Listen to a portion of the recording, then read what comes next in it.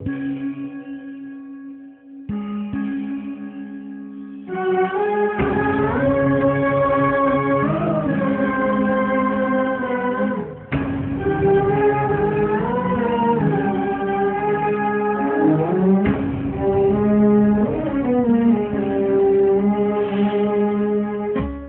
స్రవంతి అను ఈ ప్రచార మాధ్యమం ద్వారా ప్రభు యొక్క సందేశాన్ని ఆలకిస్తున్న మీ అందరికీ ప్రభు పేరిట శుభాశిష్యులు.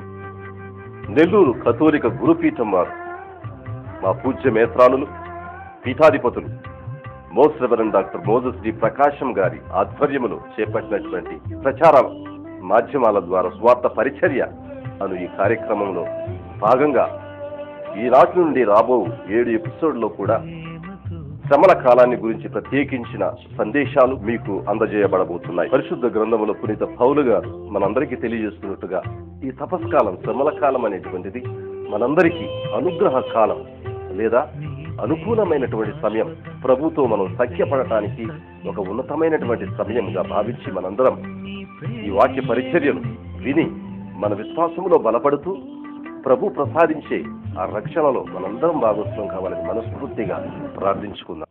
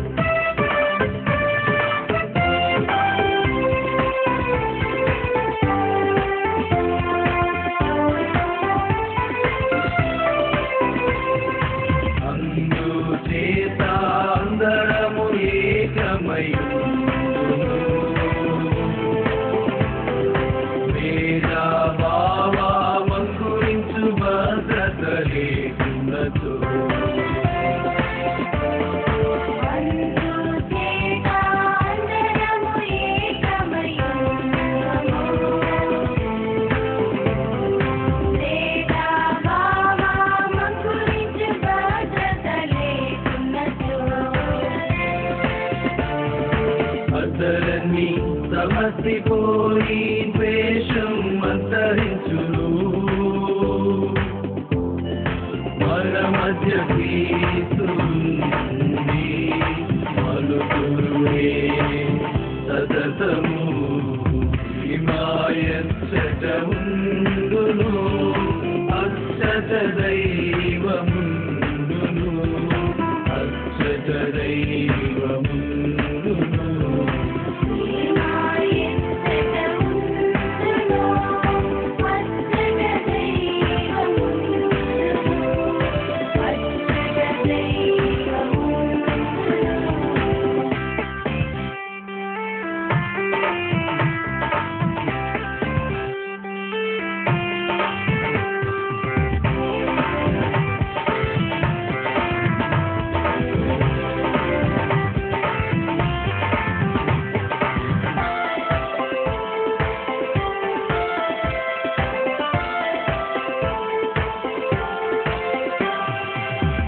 పొందిన పుణ్యులతో పరవశించు క్రీస్తువా సుందరముఖ పద్మమును చూడనిమ్ము దైవమా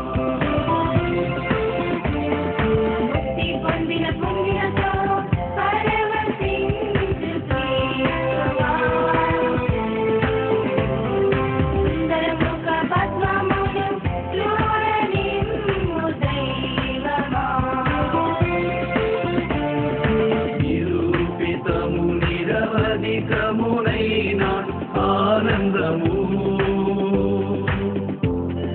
పరంపరగా యుగ యుగము నివేముందుము హిమాయచ్చట ఉండును అచ్చట దైవముండును అచ్చట దైవముండును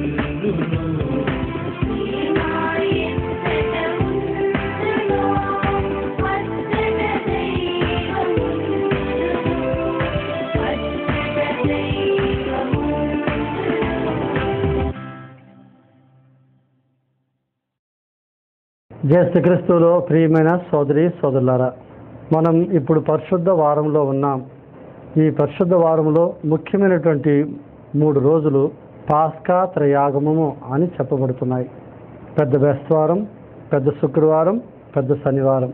ఈరోజు పెద్ద బేస్తవారం. ఈనాటి దైవార్చన కార్యక్రమంలో 4 ముఖ్యమైనటువంటి విషయాల గురించి మనం ధ్యానించబోతున్నాం. మొట్టమొదటిగా యేసు ప్రభు తన శిష్యుల పాదాలు కడగటం, తద్వారా తన వినయమును చూపించటం. రెండవది, తన శిష్యులకు నూతన ఆజ్ఞ ఇవ్వటం, నేను మిమ్ము ప్రేమించినట్లు మీరును ఒకరిని ఒకరు ప్రేమించండి అని చెప్పటం.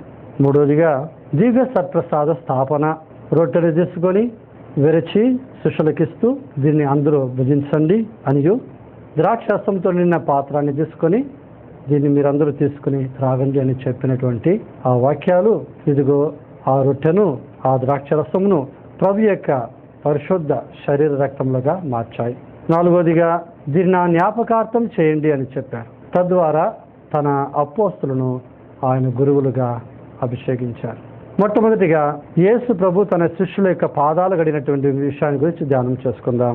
యేసు ప్రభు యొక్క జీవితాన్ని పరీక్షిస్తే అన్ని పుణ్యాల కంటే చాలా ముఖ్యముగా తేట తెల్లముగా కనిపించే పుణ్యము ఆయన యొక్క వినయం. దేవుని కుమారుడై ఉండి కూడా ఆయన ఒక సామాన్య మానవుల్లా ఈ లోకంలో జన్మించడానికి చిత్తగించారు. పశువుల పాకలో పుట్టి అరిమత్య జోసెఫ్ తన కొరకు తవ్వించుకున్నటువంటి ఆ సమాధిలో ఆయన భూస్థాపన చేయబడ్డారు.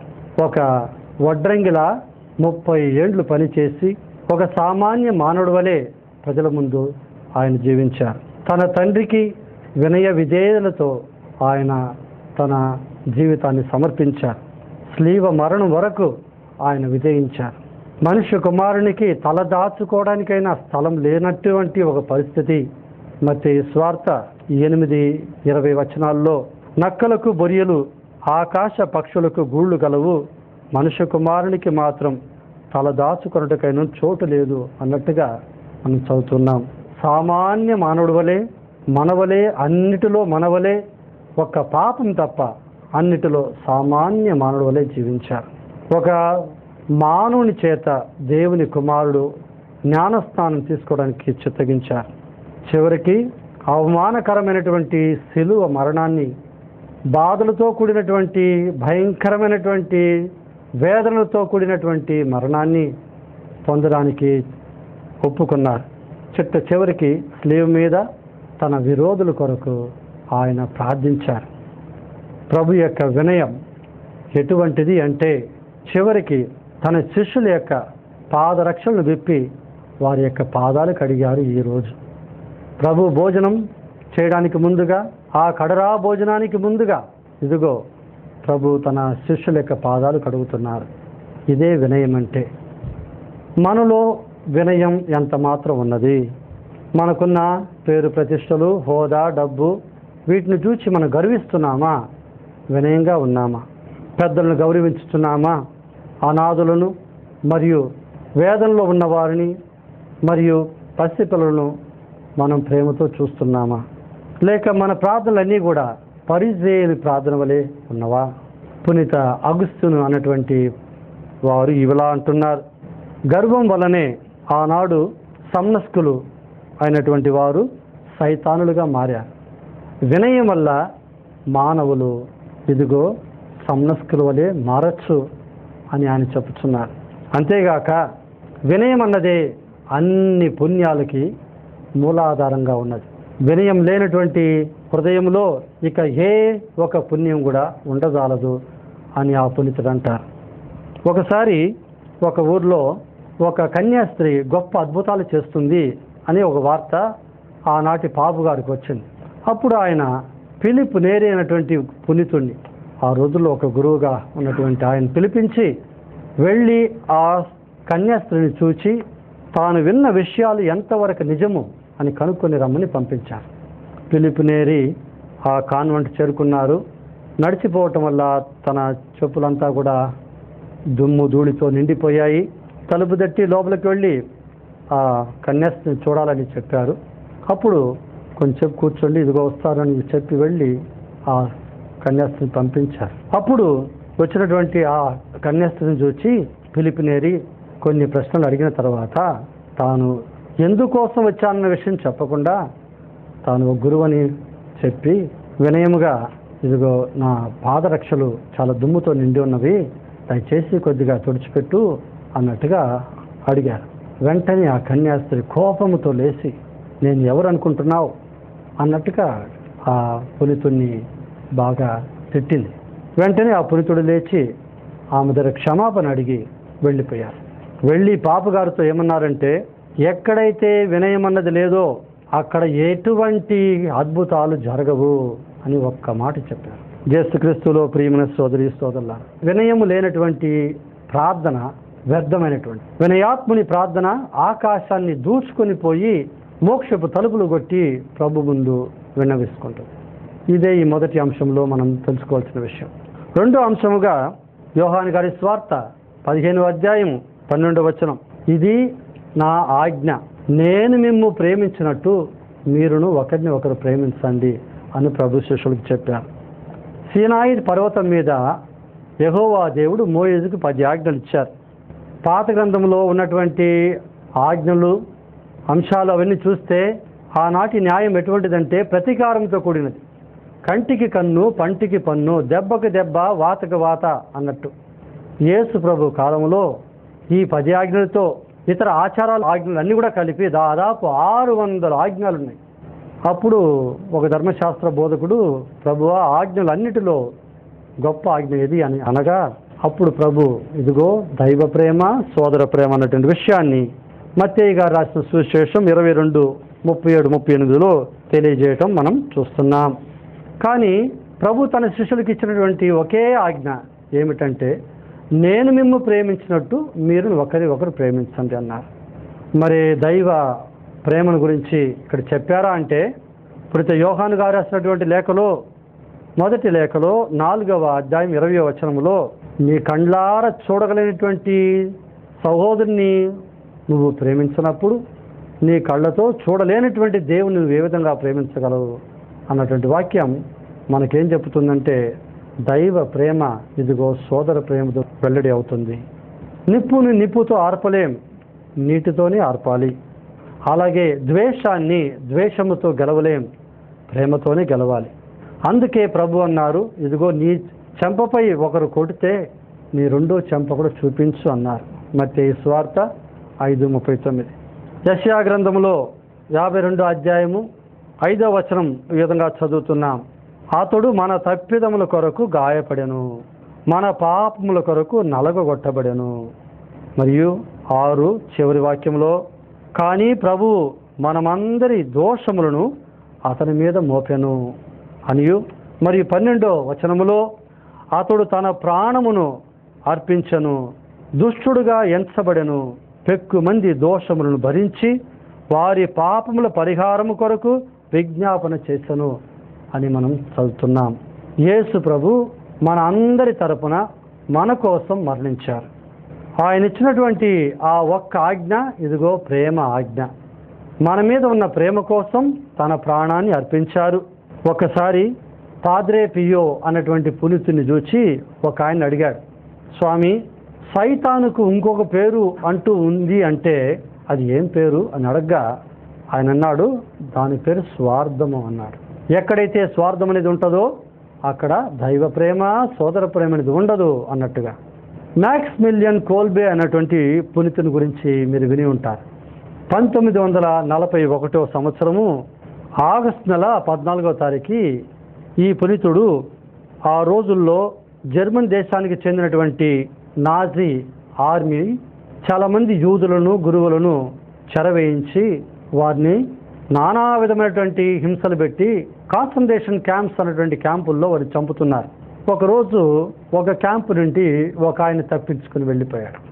దానికి ప్రతీకారముగా వారు అప్పుడు ఇదిగో ఆయన ఒక్కడు తప్పించుకున్నాడు కాబట్టి మీలో 10 మందిని మేము ఈరోజు చంపబోతున్నాం అని చెప్పగా అక్కడ యవ్వన వయసులో ఉన్నటువంటి ఒక ఆయన, అయ్యో నా భార్య పిల్లలు ఉన్నారే నాకు అని బాధపడి ఏడ్చాడు. అది విన్నటువంటి మ్యాక్సిమిలియన్ కోల్బే అనేటువంటి ఆ గురువు ముందుకు వచ్చి ఆ ఆర్మీ ఆఫీసర్తో, అయ్యా ఆయనకు బదులుగా నేను చనిపోతాను, నేను కథోలిక గురువును, నాకు ఎవరు లేరు చెప్పినప్పుడు ఆర్మీ ఆఫీసర్ ఏమి చెప్పలేక సరైన ఒప్పుకున్నాడు. అలా తన ప్రాణాన్ని ఆయన కొరకు సమర్పించాడు. యోహాను గారి రాసిన సువిశేషంలో 15వ అధ్యాయంలో 13వ వచనంలో మనం చదువుతున్నాం, తన సోదరి కొరకు తన ప్రాణం ఏటకంటే గొప్ప ప్రేమ వేరొకటి లేదు అన్నట్టుగా ప్రభు చెప్తున్నాడు. ఆ మ్యాక్సిమిలియన్ కోల్బే చేసింది అదే, ప్రభు కోరుకునేది అదే, మీరు ఒకరిని ఒకరు ప్రేమించండి అన్నారు. 3వ అంశముగా దివ్య సర్ప్రసాదం గురించి మనం ఇప్పుడు ధ్యానించుకుందాం. యేసు ప్రభు ఆ రోజు కడరా భోజనం రాత్రి అప్పము తీసుకొని ఇది నా శరీరం అని చెప్పి ఆశీర్వదించి తుంచి తన శిష్యులకు ఇచ్చారు. అలాగే ద్రాక్ష రసంతో నిండిన పాత్రను కూడా. ఇది జరిగేదానికి ముందుగా ప్రభు జీవితంలో మత్తయి సువార్త 15:34లో 7 రొట్టెలను 4,000 మందికి పంచగా 7 గంపలు మిగలటం, అలాగే మత్తయి సువార్త 14:19లో 5 అప్పాలను 5,000 మందికి పంచగా 12 గంపలు మిగలటం జరుగుతుంది. అటు తర్వాత యోహాను సువార్తలో 6:27లో నశించిపోయే శరీర సంబంధమైనటువంటి ఆహారం కొరకు మీరు వెతకవద్దు అని ప్రభు వారిని మందలించడం జరుగుతుంది. కానీ యోహాను సువార్త 6:33లో పరలోకం నుండి దిగివచ్చు ఆహారము ఇదిగో నిత్య జీవం ఇచ్చును అన్నట్టుగా పలికినప్పుడు ప్రజలు, ప్రభువా మాకు ఆహారం ఇవ్వండి, ఆ రొట్టె ఇవ్వండి అని చెప్తారు. 35వ వచనంలో అప్పుడు ప్రభు అంటారు, నేనే నిత్య జీవమిచ్చు ఆహారము అని చెప్పి 51లో ఇదిగో నిత్య జీవమునిచ్చు ఆహారము రొట్టె నేనే అన్నట్టుగా మళ్ళా ఒకసారి చెప్పి ఎవరైతే ఈ రొట్టెను భుజిస్తారో వాళ్ళు నిత్య జీవం పొందుతారు అన్నట్టుగా ప్రభు చెప్పడం మనం చూస్తున్నాం. యోహాను గారి సువార్త 6:53 మరియు 56 వచనాలు ఇలా చెబుతున్నాయి, యేసు వారికి, మీరు మనుష్య కుమారుని శరీరమును భుజించి ఆయన రక్తమును త్రాగిననే తప్ప మీలో జీవం ఉండదని మీతో నిశ్చయముగా చెప్పుచున్నాను అని స్పష్టముగా చెప్తారు. ఈ విధముగా ప్రజలని మొట్టమొదట శారీరకమైన ఆహారం నుండి అటు తర్వాత పరలోక ఆహారాన్ని గురించి చెప్పి చివరికి తానే పరలోకం నుండి దిగి వచ్చిన ఆహారం అన్నట్టుగా, తన శరీరమే ఆ రొట్టె అన్నట్టుగా వారికి వివరించి చెప్పడం మనం చూస్తున్నాం. దానికి చివరి దశ ఇదిగో ఆ కడరా భోజనం రోజు జరుగుతుంది. ప్రభువు చేసినటువంటి మొట్టమొదటి పూజ అని ఇది మనం చెప్పచ్చు. ఆ రొట్టెను విరిచి శిష్యులకు ఇవ్వగా ఇదిగో అది ప్రభు శరీరముగా మారింది. ప్రతిరోజు ఒక గురువు దివ్య బలి పూజ సమర్పించేటప్పుడు అక్కడ జరిగేది ఏమిటి?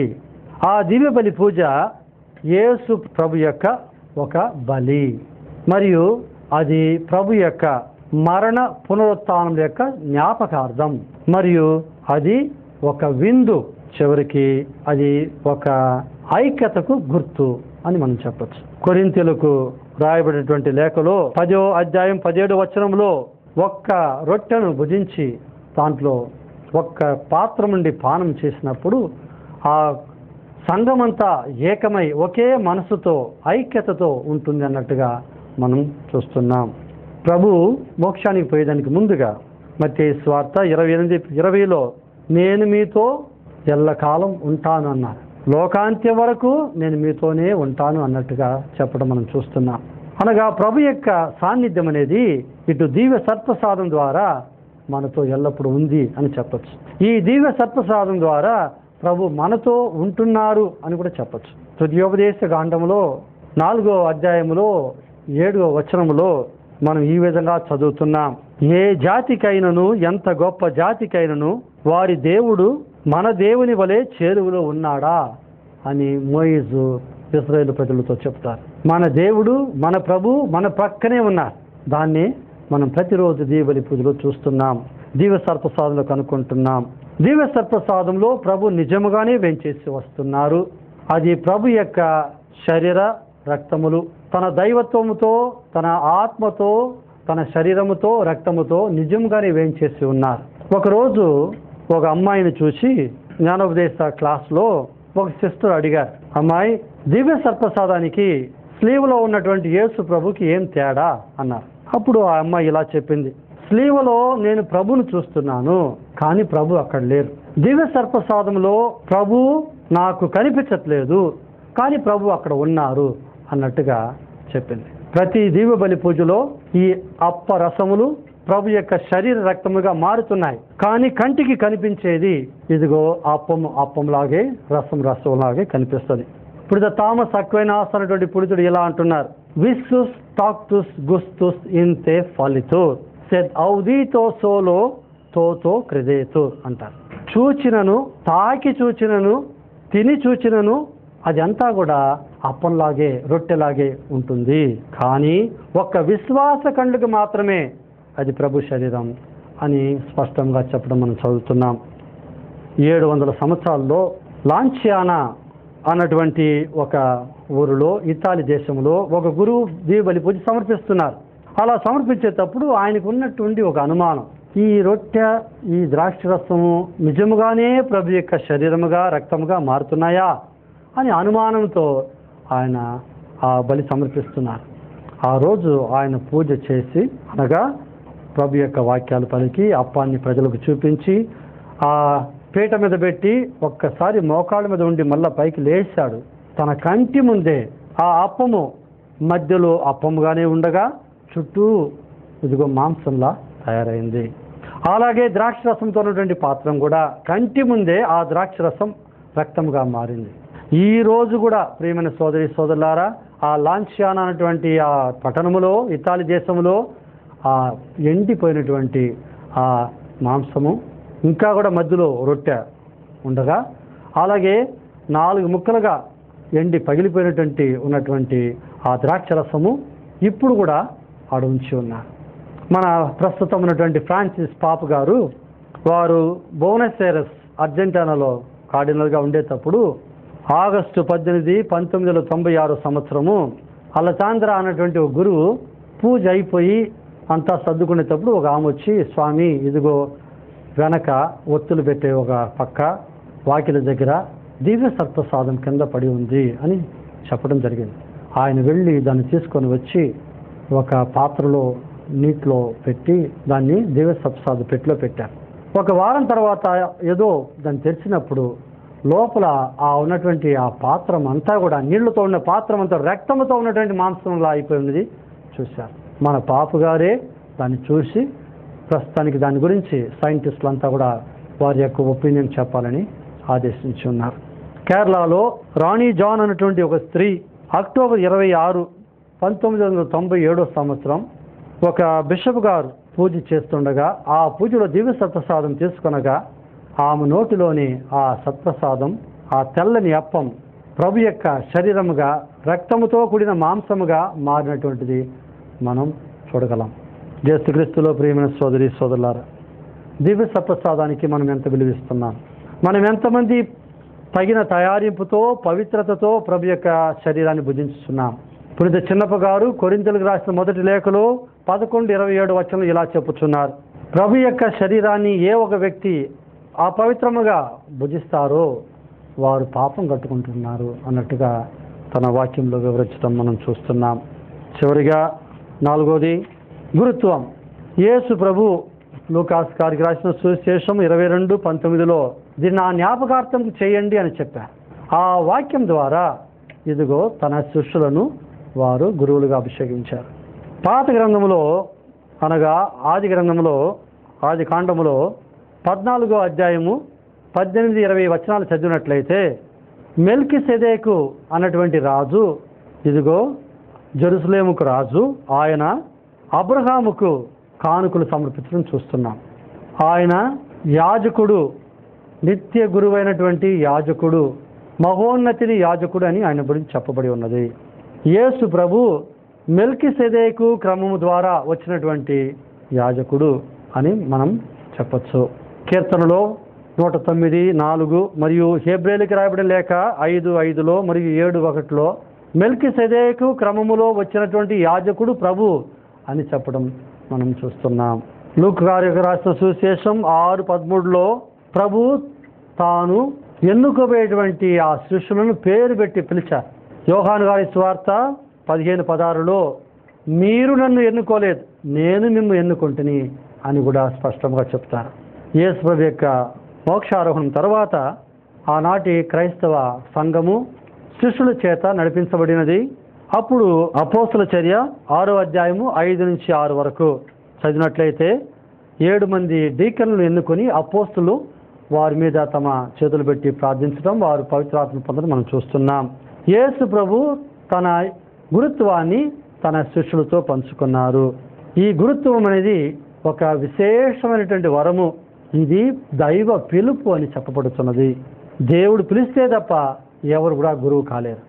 దేవుడు మోయిజుని పిలిచారు, మోయిజ్ ద్వారా ఆరోన్ని పిలిచారు, కానీ చివరికి ఆరోనుని తన యాజకుడుగా ఎన్నుకున్నారు. ఈ గురుత్వం అనేది ఒక గొప్ప ఒక వరము. మామూలుగా ఉన్నటువంటి అప్పాన్ని, రసాన్ని ప్రభు యొక్క శరీర రక్తములుగా మార్చగలిగినటువంటి ఆ శక్తి అభిషేకింపబడినటువంటి ఒక గురువుకు మాత్రమే ఉన్నది అన్న విషయం మనం మర్చిపోకూడదు. దాంతోపాటు ప్రభు వారికి ఇంకొక అధికారం కూడా ఇచ్చారు. యోహాను గారి సువార్త 20వ అధ్యాయం 22లో మనం చదివినట్లయితే ప్రభు యొక్క ఉత్థానం తర్వాత ప్రభు వారి మీద శ్వాస ఊది మీరు పవిత్రాత్మను పొందండి, ఎవరి పాపములైతే మీరు మన్నింతురో అవి మన్నించబడును, ఎవరి పాపములైతే మీరు మన్నింపరో అవి మన్నింపు లేక విడిచిపెట్టబడును అన్నట్టుగా పాపాలు మన్నించే అధికారాన్ని కూడా శిష్యులకు ఇచ్చారు ప్రభువు. ఆ అపోస్తల వారసత్వంలో వచ్చినటువంటి వారి శిష్యులు, వారి శిష్యులకు వారసత్వంలో వచ్చినటువంటి వారి శిష్యులు ఈ రోజు తిరుసభలో ఉన్నటువంటి పాపు గారు, మేత్రానులు, గురువులు ఇదిగో ప్రభు ఇచ్చినటువంటి ఆ అధికారాన్ని ఉపయోగించగలుగుతున్నారు. ఒక వ్యక్తి ఒక దేశానికి ప్రెసిడెంట్గా ఉండొచ్చు, కానీ పాపాలు మన్నించే అధికారం వారికి లేదు, ఒక గురువుకు తప్ప. అదే సందర్భంలో ఈ గురుత్వం అనేది ఒక గొప్ప ఒక బాధ్యత, భయంకరమైన ఒక బాధ్యత. ఏ గురువు కూడా భయంకరమైన బాధ్యతను అర్థం చేసుకోకుండా పోయినట్టయితే తద్వారా వస్తున్నటువంటి శిక్ష రెండంతలుగా ఉంటుంది అన్నటువంటి విషయం కూడా పునీత అల్ఫోన్స్ లిగోర్ అనేటువంటి గురువు పునీతుడు వివరిస్తున్నారు. ఏ గురువు కూడా మోక్షానికో అటు నరకానికో ఒంటరిగా వెళ్ళడు అన్నట్టుగా వివరిస్తారు. ప్రతి గురువు తన రక్షణాన్ని తనతో పాటు తన సమర్పించబడినటువంటి ప్రజల యొక్క రక్షణ కొరకు పాటుపడాలి.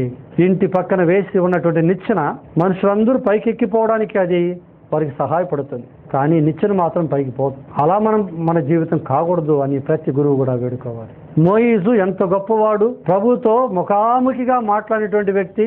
చివరికి ఆయన పాలు తేనె పారే ఆ పాలస్తీనా దేశం చేరుకోలేదే. ఆరోను ప్రభు చేత ఎన్నుకోబడినటువంటి గురువు, ఆయన పాలస్తీనా దేశం చేరుకోలేదే. ఇదంతా చూస్తుంటే ప్రతి గురువు కొరకు ప్రజలందరూ కూడా ప్రార్థన చేయాలి. ప్రజల యొక్క పాపాలు మన్నించి వారిని పరిశుద్ధపరుస్తున్నటువంటి ఆ గురువు చివరికి తాను కూడా పరిశుద్ధుడై మోక్షం వెళ్ళాలి. దానికి ప్రజలందరూ కూడా వారి కొరకు ప్రార్థన చేయాలి. ఈరోజు గురువుల పండుగ, దివ్య సర్ప్రసాద పండుగ, ప్రభు మనకిచ్చినటువంటి నూతన ఆజ్ఞ పండుగ. ఈ సందర్భంలో మన మేత్రాన్ల కొరకు, మన మేత్రాస్తున్నటువంటి గురువులందరి కొరకు, మన పాపగారి కొరకు, అందరి కొరకు మనం ప్రార్థన చేద్దాం. మన ప్రార్థన ద్వారా వారు కూడా ఒకరోజు మనతో పాటు మోక్షం రావాలని వేడుకుందాం. సర్వశక్తుల సర్వేశ్వర మా తండ్రి, మిమ్ము స్తుతించి పొగడి ఆరాధించి గౌరవించుతున్నాం. మా తల్లి గర్భమున మేము పడిన రోజు నుంచి ఈ రోజు వరకు మీ కంటి పాపలా మమ్ము కాచి కాపాడినందులకు మీకు వేలాది స్తోత్రములు తండ్రి. ఈ రోజు వరకు సజీవుల లెక్కలో మమ్ము ఉంచినందులకు మీకు వేలాది స్తోత్రములు. మా పట్ల మీరు చూపించినటువంటి ప్రేమకు, ఓర్పునకు, సహనమునకు, మాకు మీరు దయచేసిన మన్నింపునకు మీకు కృతజ్ఞతా వందనం చెల్లించున్నాం.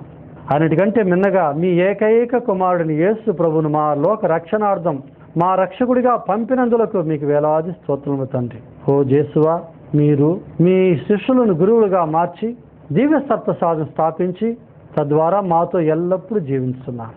ఈ దివ్య సర్ప్రసాదం ఈ భూలోకములో ఎన్నడూ కూడా ఎవరు కూడా చేయజాలనటువంటి ఒక గొప్ప వరం అని మేము విశ్వసించున్నాం. మేమందరం ఈ దివ్య సర్ప్రసాదాన్ని తగు రీతిలో భక్తితోనూ పవిత్రతతోనూ స్వీకరించినట్లా దీవించండి. అలాగే మా గురువులందరినీ కూడా ఆశీర్వదించండి. ఓ మా మరియ తల్లి, స్లీవి కింద మీ కుమారుడు మిమ్మలను యోహానుకు తల్లిగా ఇవ్వగా, ఇదిగో తద్వారా తిరుసభకే తల్లిగా, మరీ ముఖ్యముగా గురువులైనటువంటి మాకందరికీ తల్లిగా ఇచ్చి ఉన్నారు. ఓ మా ప్రియమైన తల్లి, మీ కుమారుని వద్ద మా కొరకు మనవి చేయండి. ఈ మనవంటిని మా నాథుడు మీ కుమారుని యేసుక్రీస్తు కొనుచున్నాము. ఆమేన్. ప్రభువు మీతో ఉందురుగాక. సర్వమును సృష్టించి పాలించు తండ్రి దేవుడు మేమందరిని తన బిడ్డలుగా ఎల్లప్పుడూ దీవించి కాపాడుదురుగాక. మన మీద గల ప్రేమ వల్ల మన మధ్య మానవుడిలా జన్మించినటువంటి క్రీస్తు ప్రభు తన దివ్యత్వ మహిమ ద్వారా మిమ్మలను ఎల్లప్పుడూ తన ప్రకాశ వెలుగులో నడిపించుదురుగాక. ప్రభు అనుగ్రహించినటువంటి ఆత్మ ఎల్లప్పుడూ మీ యందు ఉండి మీకు తోడుగా ఆయన యొక్క మార్గములో నిత్య జీవమునకు నడిపింతురుగాక. సర్వశక్తి గల సర్వేశ్వరుడు పితా, పుత్ర, పవిత్రాత్మ మిమ్మందరినీ సదా దీవించి కాపాడుదురుగాక. సమాధానముతో క్రీస్తు ప్రేమలో జీవించండి.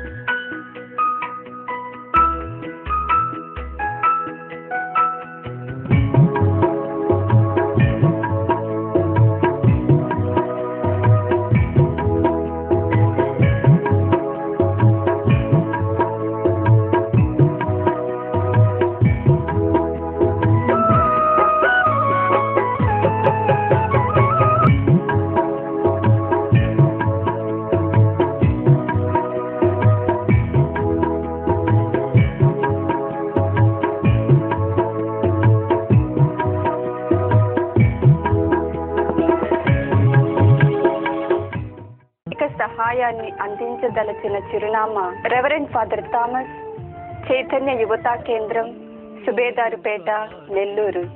Cell number 9949599506.